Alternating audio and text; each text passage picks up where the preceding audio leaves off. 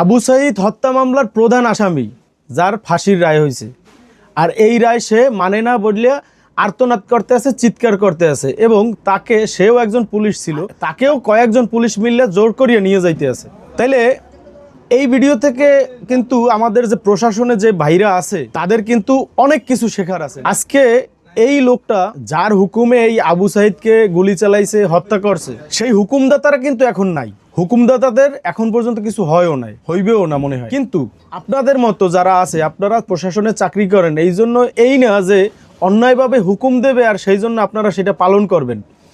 তবে next time, ভবিষ্যতে ভাই, এই ধরনের হুকুম যদি আপনাদের আসেও, আপনারা দয়া করিয়া মানবিক হইয়েন, তাইলে আর এমন পরিস্থিতি আমাদের দেখতে হইবে না। এই লোকটা যে ধরিয়ে নিতে আছে, আর্তনাদ করতে আছে, এটা দেখে আমাদের কিন্তু খুব খারাপ লাগতে আছে। তেমনি আবার আবু সাঈদ যখন হত্যা হয়েছিল তখন আমাদের খারাপ লাগছে। এগুলো, এই সিনসিনারি আমরা দেখতে চাই না। আমরা চাই যে পুলিশ জনগণের হবে, জনগণের পক্ষে সবসময় থাকবে। অন্যায়ভাবে একজনে হুকুম দিলেই সেটা যেন আমাদের পুলিশ, আমাদের প্রশাসন সেই হুকুম মতো কোনো কাজ, কোনো পদক্ষেপ না নেয়। ন্যায়ভাবে যত হুকুম দেব আপনারা পালন করেন, আমরা এতে কোনো দ্বিমত পোষণ করব না। কিন্তু অন্যায়ভাবে দয়া করিয়া আর কোনো সময় কিছু করেন না।